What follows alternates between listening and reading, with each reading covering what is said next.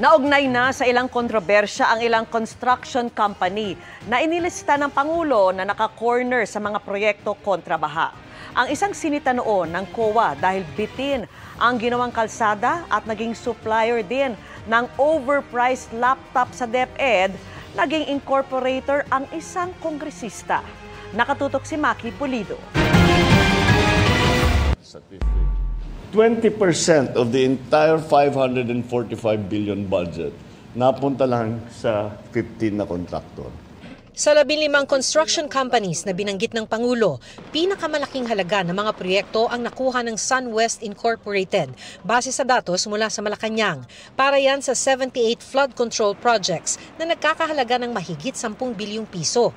Ang SunWest Incorporated dati nang naugnay sa ilang kontrobersya base sa pananaliksik ng GMA Integrated News Research. Noong 2012, sinita ng COA ang isa sa kanilang mga proyekto. Lumabas kasi na bitin ng higit 2,000 square meters ang lapad ng kalsadang kanilang ginawa kontra sa nireport nitong accomplishment sa DPWH. Napuna rin sila noon ng Senado kung bakit ang isang construction company ay naging supplier ng PSDBM para sa Protective Personnel Equipment o PPE noong pandemya noong 2020 at 2021. Noong panahong yon, SunWest Construction and Development Corporation o SCDC pa ang kanilang pangalan. Lumabas na rin ang pangalan ng SCDC bilang supplier ng umano'y overpriced at outdated na laptop sa DepEd sa 2022 audit ng COA sa PSDBM. Dating incorporator ng SunWest pero nag-divest na umano si Ako Bicol Party List Representative Elizalde Co. Sinusubukan pa naming kunin ang kanyang pahayag. Mahigit 9 bilyong piso naman ang nakuha ng Legacy Construction Corporation para sa 132 projects na pinakamarami sa listahan. Pinuntahan namin sa Pasig City ang nakuha naming office address nito pero sinabi ng security guard na lumipat na ang Legacy bago mag-COVID pandemic noong 2020. Mahigit 7 bilyong piso naman ang na-corner na project ng Alpha and Omega General Contractor and Development Corporation. Pareho ang office address ng Alpha and Omega sa St. Timothy Construction Corporation na na-awarda naman ng mahigit 7 bilyong pisong flood control project. Pero sa labas ng office address ng dalawa, ang nakalagay na pangalan ay St. Gerard Construction. Sa pinakahuling General Information Sheet ng Alpha and Omega, Sara Diskaya ang nakalagay na presidente. Siya ang nakalaban dati ni Pasig City Mayor Vico Soto sa pagkaalkalde ng lungsod noong eleksyon 2025. Dati nang nakapanayam ng GMA Integrated News si Pacifico Diskaya, asawa ni Sara, na nagsabing dati silang shareholder ng St. Timothy. Pero nag-divest na raw sila dito. Nangupahan rin daw dati sa kanilang building ang St. Timothy pero umalis na ito. Ang St. Timothy ang nag-pull out na venture partner ng Miro Systems para sa 2025 automated elections. Sinusubukan pa rin naming hingin ang kanilang mga pahayag. Halos 8 bilyong piso naman ang na-award sa EGB Construction Corporation. Git ng kumpanya, quadruple A status ang kanilang construction company dahil may integridad ang kanilang kumpanya. Maayos po ang aming trabaho. Tumutupad po kami sa lahat ng plans and specification. Tinawag ng Pangulo na disturbing ang pagka-corner ng ilang kumpanya sa 20% ng mga proyekto sa buong bansa, kaya dapat anyang tignan. May paliwanag si Roland Simbulan ng Center for People Empowerment in Governance o CENPEG. They invest in politicians, tapos yung politicians are expected to provide them with the contracts that they want to corner. Kabilang anya sa ginagawa ng iba ang pagbibigay ng campaign fund, bagaman wala naman siyang inihalimbawa. Paborito anyang gatasan ang mga flood control project. Mahirap kasing i-monitor ito kasi precisely because they are not so visible. We can only test their effectiveness and efficiency or what is deficient about them when the flood is already there. Aminado si DPWH Secretary Manny Bonoan na may hamon sa pagberipika ng mga ipinatutupad na proyekto. We're doing our best actually to monitor but once again the challenge is actually to verify them actually in the field. Bukod dyan, sabi ni Palace spokesperson Undersecretary Claire Castro, may mga tiwaling contractor daw na nalulusutan ang proseso. Maging mapanuri, mga dating na blacklist, nag-iba lang ng pangalan, at ngayon ay mukhang nakakapagtransak pa muli sa gobyerno. Mahiya naman kayo. Para sa GMA Integrated News, Maki Pulido, nakatutok, 24 oras. Iniutos na ng DILG ang pagbabantay ng mga tanod sa bawat paaralan sa gitna ng magkakasunod na karahasan dahil sa school bullying. Iniutos naman ng DepEd ang pinaigting na bag inspections at roving ng mga guro. Nakatutok si Jonathan Andal. Nakunan ng CCTV ang pamamato ng grupo ng senior high students sa mga kaeskwela nilang kabataan sa Barangay Apolonio Samson gabi noong Pebrero. Pero ang tinamaan ang bahay ni Kapitana. Allegedly ay nag-aabang sa kanila at pagtitripan daw sila pero walang ganon. May maling sumbong lang, member nga daw sila ng fraternity or gang kung matatawag na yon. Mga minor ito. Kung hindi nila kayang respetuhin ang namumuno sa isang barangay, wala na silang sisinuhin. Pinatawag noon sa barangay ang mga sangkot na estudyante kasama ang mga magulang at pinagsabihan. Ang bullying nangyayari hindi lamang po ngayon sa paaralan kundi maging sa labas ng paaralan. Kaya we have called on the community, parents, ang barangay po natin at maging ang ating LGU para tulungan po tayo doon sa incidents na labas ng eskwelahan. Kaya ang DILG may memo ngayon sa mga barangay, magtoka ng mga tanod sa labas ng mga nasasakupang paaralan para magpatrolya sa school premises at sa mga katabing lugar na pinupuntahan ng mga estudyante at para ayusin din ang daloy ng trapiko. Sa Barangay Apolonio Samson sa Quezon City, matagal na raw nagde-deploy ng mga tanod sa kanilang elementary school pero wala sa high school dahil katabi lang naman daw ng kanilang barangay hall. Kulang kasi ang mga tanod natin dahil ayon sa batas, 20 lang ang maaari na maging tanod sa bawat barangay. So ang ginagawa natin, kung may extra naman na pondo, yun na lang mga auxiliaries, force multiplier. Mas matatakot yung mga bata na magwala dyan o mag-abang ng teacher. Di ba? Minsan may mga estudyante, inaabangan teacher. No? So yun din yung hazard ng aming trabaho dito sa senior high. Kasi yung mga estudyante mo dito, malalaki na. Oo, so nakakatakot din sila minsan. Nito lang August 4 sa Balabagan, Lanao del Sur, isang guro ang binaril ng estudyante niyang grade 11 sa labas ng school dahil umano sa bagsak na grado. At nitong August 7, isang estudyante ang binaril din sa loob naman ng classroom ng kanyang ex-boyfriend sa Nueva Ecija. Kanina tinalakay ang problema sa pagdinig ng Senate Committee on Basic Education. Lumalala yung bullying. In fact, marami ng insidente ng suicide sa mga estudyante.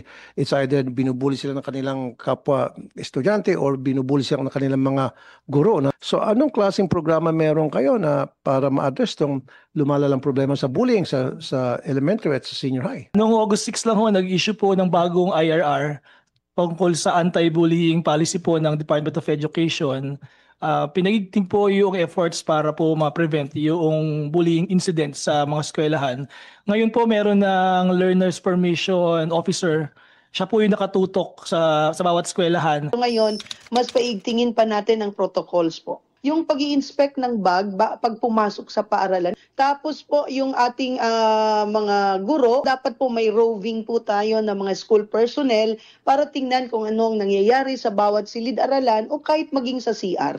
Sa Apolonio Samson National High School, may sariling security guard na umiikot sa mga classroom, CR at iba pang parte ng eskwelahan at nag-i-inspeksyon din daw sa mga gamit ng mga estudyante.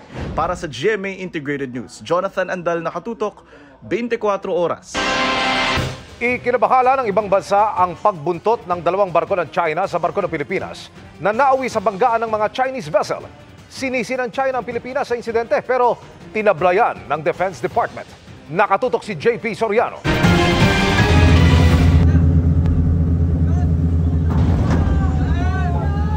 Matapos ang pinakabagong pangaharas ng China sa mga barko ng Pilipinas, inihahanda na raw ng Department of Foreign Affairs ang proseso ng paghahain ng diplomatic protest laban sa China. We are of the view that this is a situation whereby we have to be more careful and we still go back to the process of whereby diplomatic dialogue and discussions will be best for the situation. Are we going to summon the Chinese ambassador in Manila? I think there has been a process, but we're still rethinking the whole issue. We have not yet. Sa isang pahayag, sabi ng Department of Foreign Affairs, labis daw ang pagkabahala ng Pilipinas sa ginawa ng mga barko ng Chinese Navy at Coast Guard na humarang sa isang humanitarian operation ng Pilipinas para sa mga mangingisdang Pilipino sa Baho de Masinloc na bahagi ng teritoryo ng Pilipinas. Ngunit sa kabila nito, hindi raw nag-atubili ang mga Pilipino na mag-alok ng tulong nang magkabanggaan ng dalawa sa mga barko ng China. Sabi pa ng DFA, mahalagang sundin ang mga international maritime rule para maiwasan ang mga ganitong uri ng insidente. Ang Foreign Ministry ng China isinisisi sa Pilipinas ang insidente at hinimok na tigilan na raw ang paggawa ng mga aksyong nag-uudyok ng gulo. Tugon dito ni Defense Secretary Gilbert Teodoro. I'm already tired of contradicting, and I don't want to answer a blatant lie and glorify it. And everybody knows the truth, really. Why will we pick a fight? That's what the President said yesterday. Who in his or her right mind will initiate a conflict when you are a smaller country? Common sense, unless they don't have any. Ang Philippine Navy, inaalam na ang mga ulat na di umano ay may nasaktang Chinese sa insidente. Tinanong namin si Teodoro kaugnay dito. Wala pa akong reports regarding that. Kung meron man tinamaan, kasalanan nila yon. Sa mensahe sa social media ni Danish Ambassador Franz Michael Melvin, sinabi niyang may tumilapong miyembro ng Chinese Coast Guard sa dagat. Umaasa daw siyang matatagpuan ito. Si Ambassador Massimo Santoro naman ng European Union, lubos na ikinababahala ang nangyaring insidente. Muli rin itong pinanawagan ang mapayapang resolusyon sa sigulot sa lugar, alinsunod sa international order at international law. Para sa GMA Integrated News, JP Soriano, nakatutok 24 oras. Lumalaki pang lalo ang Sparkle family, kaya mabilis na chikahan tayo para updated sa showbiz happening. Nagbabalik sa Sparkle GMA Artist Center fam si Starstruck Season 4 Ultimate Survivor Chris Bernal. Matapos magka-family back in 2019, back to work na raw ulit si Chris sa kanyang OG home. Ready na rin to sparkle si Campus Cutie Grand Champion Mad Ramos. Nag-sign din ng contract ang mga naging finalist ng Sparkle Campus Cutie Search. Dedicated nga raw sila na i-share ang kanilang talents to inspire others as well. Pumirma na rin ang kontrata with Sparkle si TJ Marquez.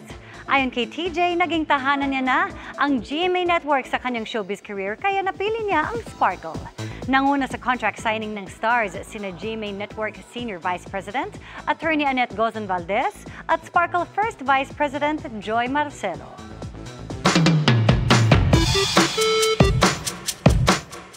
Magandang gabi mga kapuso. Ako po ang inyong Kuya Kim na magbibigay sa inyo ng trivia sa likod ng mga trending na balita. Sagot na namin ang food trip nyo ngayong gabi. Ang ihahain kasi naming kwento, mga pagkaing Pinoy na binigyan ng kakaibang twist ng ilan sa pinakamahusay na chef sa buong mundo. Tara at pakisalo tayo sa International Manila Food Festival. Para sa mga Pinoy foodies dyan, all roads lead to Pasay. Nagtipon-tipon kasi nitong nakaraang linggo ang ilan sa pinakamahusay na chef at culinary leaders sa mundo para maghain ng mga pagkain Pinoy na binigyan nila ng kakaibang twist. Ito ang kauna-unahang IMFF for International Manila Food Festival. Filipino food is not what's next, it's what's now! Layo ng IMFF ang ipakitang kasanayan, innovation at pagkakaiba-iba ng lutuing Pinoy. Isa sa mga highlight ng IMFF ang ginanap na Lasa at Lahi Grand Tasting nitong linggo. Isa sa mga present dito ang Spanish-born chef na si Chef Shele Gonzalez. Ang kanyang inihain sa mga bisita, arroz caldoso. Arroz caldoso is the version of arroz caldo in Spain. This is a blend between Spain and the Philippines. We use duck, mushrooms, octopus. It's a little bit of spiciness as well. Way to represent my almost 50 years living in the Philippines and the two cuisines that share the same soul.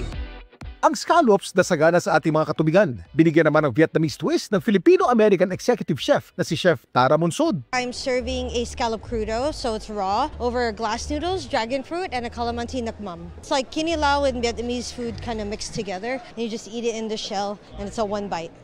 Nilevel up naman ng Filipino chef na si Stefan Duhem ang pagkain ng tusok-tusok. I prepared a pork tusok meatball.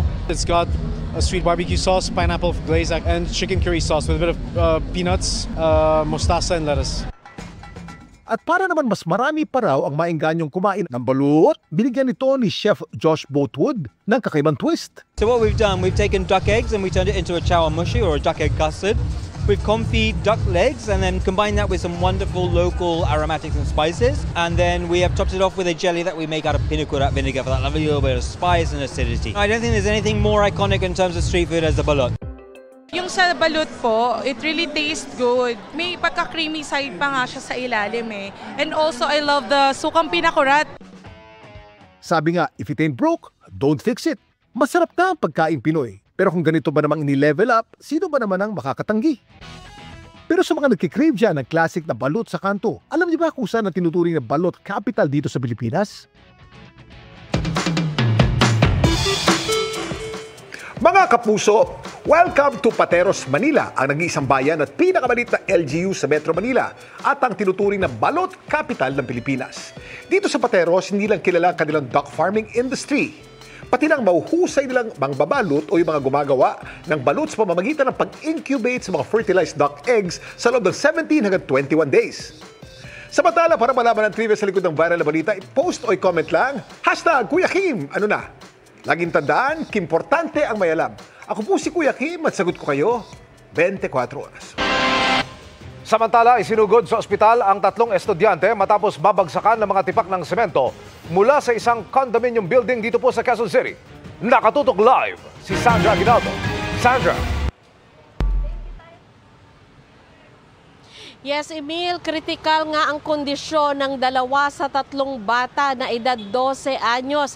At ayon po sa mga saksi, ang mga batang yan ay nahulugan nga po ng debris mula sa isang gusali na nagkataon naman na yung mga batang iyon ay naglalakad doon sa harapan. Nangyari po yan sa panulukan ng Roses at Timog Avenue bandang 4:39 p.m. ngayong hapon. Napuruhan sa ulo ang 2 sa kanila na kritikal ngayon ang kalagayan habang nagtamo naman ang sugat sa braso ang isa pa. Isinugod sila sa malapit na ospital at doon ay nakausap namin ang magulang na isa sa mga bata at nanawagan sila ng tulong na sana raw ay may doktor na makatulong sa kanyang anak na nasa kritikal ang lagay ngayon. Nanawagan din sila sa may-ari ng gusali. Narito po ang pahayag ng ina ng isa sa mga biktima. Kailangan ko po sana ng magaling na doktor na makakatulong sa anak ko. Kasi po ayoko po mawalan ng pag-asa kasi humihinga pa siya, umiiyak pa nga siya eh. Gustuin ko man siyang tulong, wala naman ako magawa. Wala na po ako maisip eh. Nagulat ako eh, pumakasok lang yung anak ko eh. Hindi ko alam na magkakaganyan siya.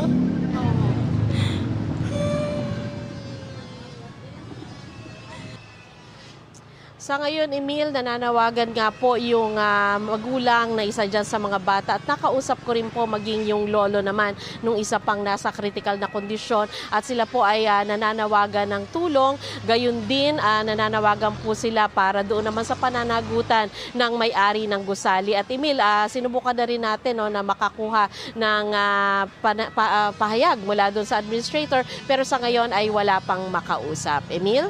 Maraming salamat, Sandra Aguinaldo. Triple win para sa 3 dekalidad na programa ng GMA Prime ang patuloy nitong pagdomina sa primetime. Pagkatapos ng 24 oras, tinututukan na ng maraming kapuso ang makapangyarihang mundo ng hit Kapuso Fantasy Series na Encantadia Chronicles Sangre. Mula July 25 hanggang August 8, nakakuha ng 12.8% na average combined people rating ang serye base sa datos ng Nielsen TV Audience Measurement. Di nagtatapos sa kwento ng mga bagong sangre na sina Tera, Flamara, Dea at Adamos ang aksyon dahil kasunod niya na ang action light drama series na Sanggang Dikit for Real na pinagbibidahan ni Kapuso Drama King Dennis Trillo at Ultimate Star Jeneline Mercado. Ang kanilang on at off-screen chemistry patok sa mga manonood dahilan para manatili itong most watched program on its time slot na nakakuha ng 7.9% average combined people rating in total Philippines at 8.6% sa urban Philippines. On top of its game rin ang revenge drama series na Beauty Empire. Mula sa pilot week nito, hindi bumibitiw ang mga manonood sa kwento ng mga character ni na Barbie Fortesa, Kylene Alcantara at Rufa Gutierrez. Nakapagtala ang series ng average combined people rating na 4.1% in total Philippines at 4.6% sa urban Philippines mula July 7 hanggang August 7. Nananatili rin itong #1 series sa View Philippines.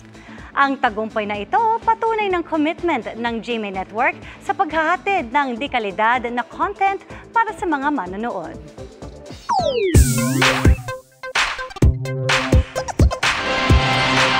Teka muna, tapusin natin sa isang pangmalakasang good news ang araw ng Martes. Pangmalakasan dahil isang batang Pinoy ang nag-uwi ng karangalan para po sa bansa, mga kapuso. Abay, swabbing moves lang naman ang kanyang ipinakita sa dance floor. Tingnan nga natin. Wow! Meet Aiden, Benny, Dick, Lomio, at Tiensa. Pangalan po yun, napakahaba. Ang 12 years old at tubong Oriental Mindoro na pambato ng Pilipinas sa kakatapos lang na Merle Lion Open Dance Sport Championship 2025 sa Singapore nitong August 3. Mga kapuso, hindi lang isa, 2 o 3, kundi 10 gintong medalya ang kanyang inuwi. Ilan lang sa mga sayaw na dinomina ni Aiden sa solo events ng Modern Standard category ang tango, waltz, slow foxtrot, at, ano ba ito? Quick step. Tanungin natin si Tita. Pero hindi lang 10 gintong medalya ang kanyang inuwi, May 2 pa siyang special awards na nakuha ng talunin ang mga pambato ng Malaysia, Indonesia at China. Congratulations sa'yo, Aiden. Aba, dapat partneran mo si Tita Mel. Ilalaban ko to sa mga contest. Hindi ko alam. Pambugi lang ako, pambugi. Walang bugi nito, ma'am. Kaya dapat makita niyo si Tita magbugi. Ay, teka muna. Bakit ko siya tinawag na Aiden? Sa tansya mo? Ikaw sabi mo Aiden. Kasi Aiden, di ba? Bakit? Kakaibang pangalan, di ba? Ngayon mo na nadinig, ano? Pinronounce ko rin na Aiden. Huhulaan ko kung bakit. Bakit, ma'am? Sige nga ho. Parinig natin sa ating mga kapuso. Ang nanay niya, Aida. Ang lalaki? Ang tatay niya, Henry. At yan ang mga balita ngayong Martes. Ako po si Mel Tiangco. Ako naman po si Vicky Morales para sa mas malaking misyon. Nadali mo doon. Nadali mo kami doon, ma'am. Para sa mas malawak na paglilingkod sa bayan. Ako po si Emil Suangil. Mula sa GMA Integrated News, ang News Authority ng Pilipino. Nakatuto kami 24 oras. O, di ba tama?